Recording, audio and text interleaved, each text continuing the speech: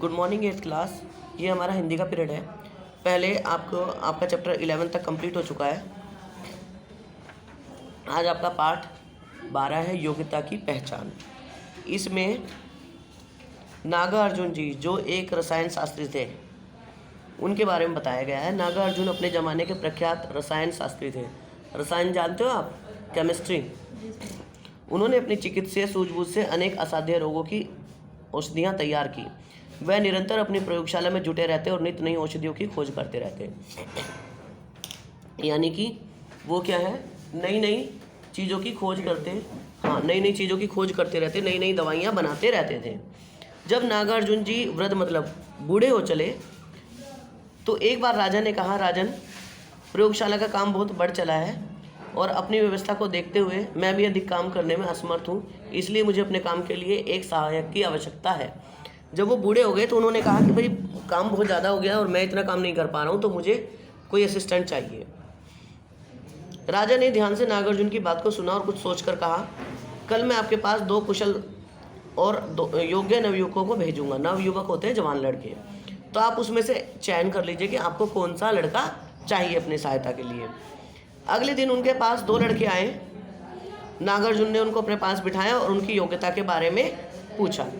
दोनों युवकों की समान योग्यता थी, तो उनके सामने एक समस्या खड़ी हो गई कि वे किसको अपनी सहायक के रूप में चुने।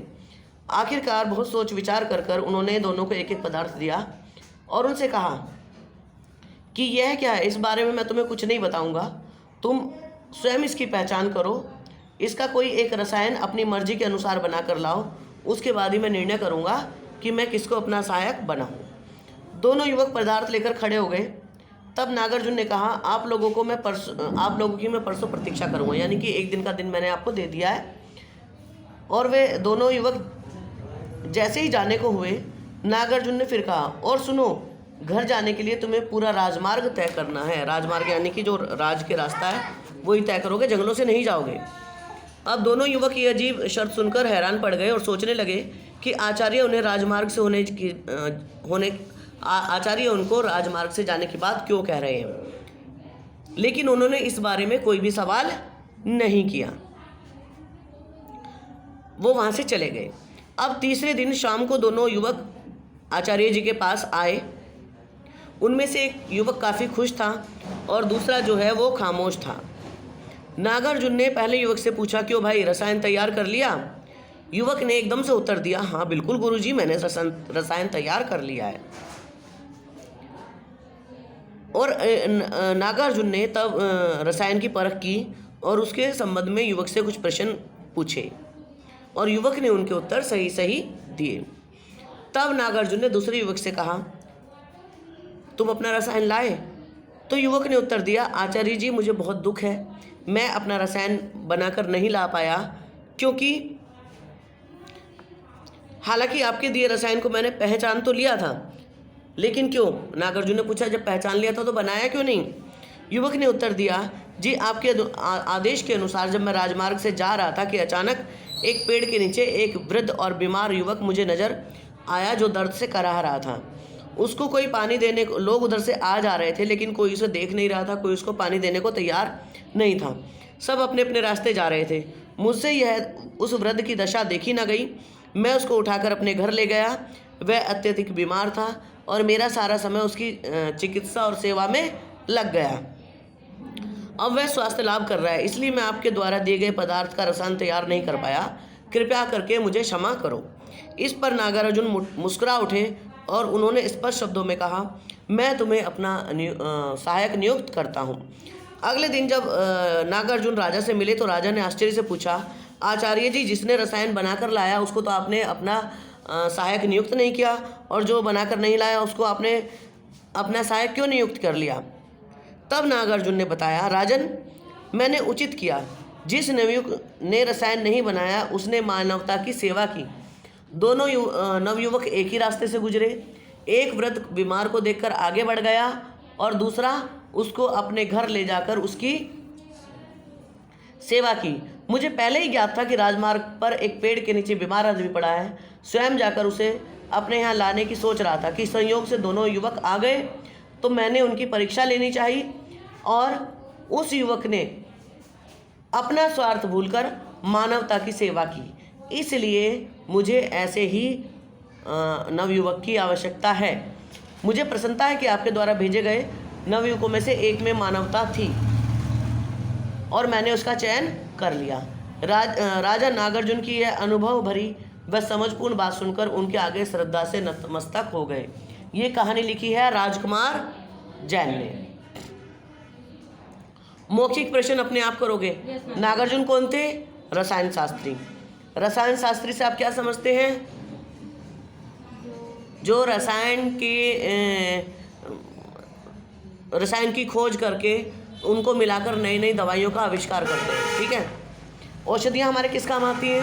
बीमारी को ठीक करने के लिए। देखिए ये भरिए, प्रयोगशाला का क्या बढ़ गया था? काम। अगले दिन सवेरे कितने नवयुवक नागार्जुन के पास पहुंचे? 2। राजमार्ग में पेड़ के नीचे कौन पड़ा था? निरंतर अपनी प्रयोगशाला में जुटे रहते और नित नई औषधि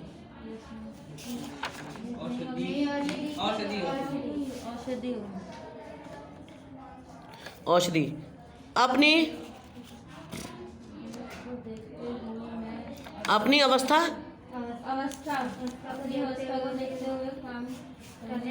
असमर्थ हूँ। अपनी अवस्था को देखते हुए मैं अधिक काम करने में असमर्थ हूँ। आप उनमें से किसी एक का क्या चयन अपने नहीं सहायक के रूप में कर लीजिए। क्या नागार्जुन ने दूसरे में नागार्जुन उन्हें अपने पास बिठाया और उनकी योग्यता के बारे में पूछा। उनमें से एक नवयुवक और दूसरा शांत था, है ना? प्रख्यात क्या होता है? मैचिंग करियो। प्रख्यात रसायन शास्त्री, औषधियों की खोज। नवयुवक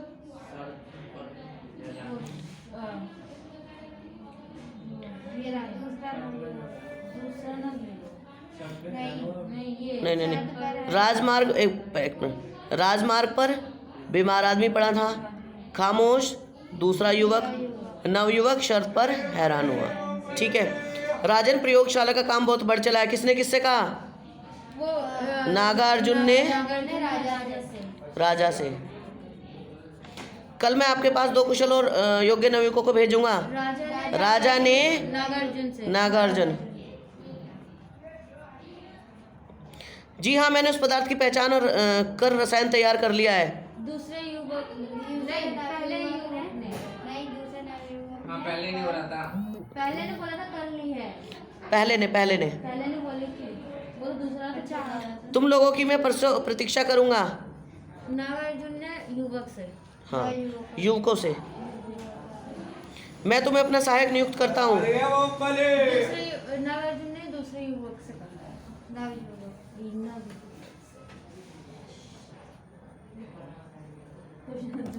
ठीक है। अब देखिए इसमें क्रिया। Question number 7।